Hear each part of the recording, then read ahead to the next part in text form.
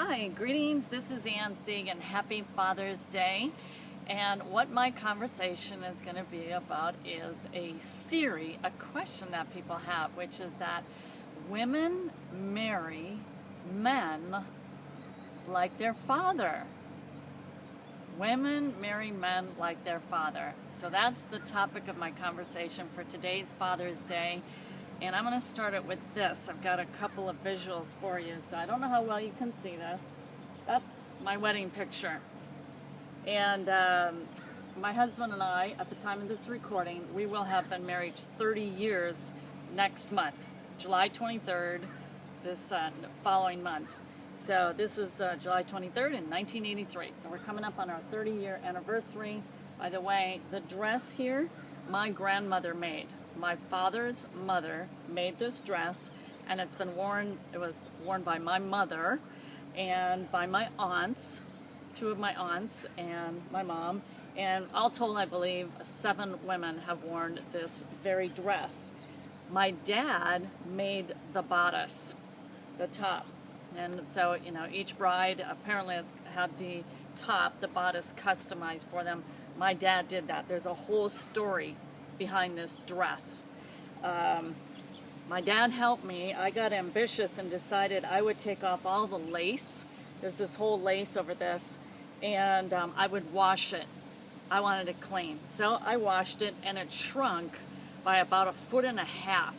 And so we had to get it wet again, all this lace that goes over this entire dress bottom. And my dad helped me, and we spread it out on the floor, and it's called blocking, and we had to stretch it back to its original size and shape to fit the dress again and sew it back on. My dad helped with that project. All right, so do women marry men like their father? Well, I'll answer it for myself, and you can take from it what you like. When my dad, in the wedding ceremony, gave me away, it was a big deal, and he had memorized this little speech in front of the congregation when he gave me away. So I'm going to read aloud to you. He gave this, he had it put into calligraphy, and gave this to me, I think, the following Christmas. But this is what he said during the ceremony when he gave me away. So first of all, I want you to see this, and it's hung on my bedroom wall up until when we moved south 4 years ago. Now we moved back, and I literally just finally unpacked this, and it's been in a box for a full year. So this is what he said. Carol and I are Ann's parents. She is very precious, and we love her dearly. We pray that Brian will love and respect her as Christ loved his fellow man. We are pleased and joyed that Ann has chosen to give herself in marriage to Brian Sieg. The man behind the camera is going, which is my husband. And so there it is, Fred Hewitt, July 23rd, 1983. So to answer that, because this was the wish of my father, his desire when he gave me away. So here's how that loops back. Those of you who know me, you maybe have realized I'm a fairly energetic, ambitious person. It's in my nature.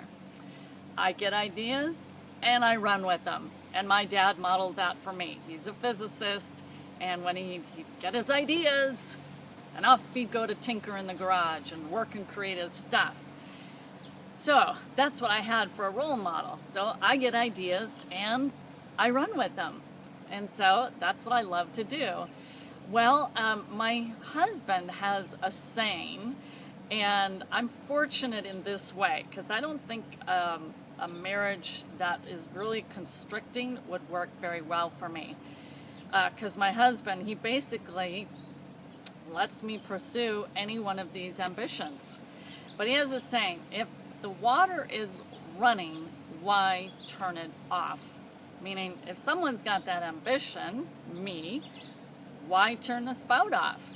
So he lets me pursue these, and they have been many and varied. Like, hey, we should do real estate. That's what we ought to do. And before you know it, we're ordering courses and we're trying to study this together and we're buying real estate, and oh, what another story that is. And then when I began pursuing network marketing and full ambition back in 2002, and I went off like a crazy mad woman, and he let me pursue that passion. And he continues to do that, and he supports me in that. Well, that's what my dad did when I was growing up. I went crazy over, I was going to be like Olga Korbut and Nadia Comaneci. And I asked him if he would build me a balance beam. And he did. A replica, a full 16-foot balance beam. As it turns out, they're really 16 feet 4 inches. His was 16 feet, but it had the rounded, the beveled edges and everything. And I would haul that out into the front yard all summer long so I could practice on my balance beam. He supported me in that endeavor, my desire to become a gymnast.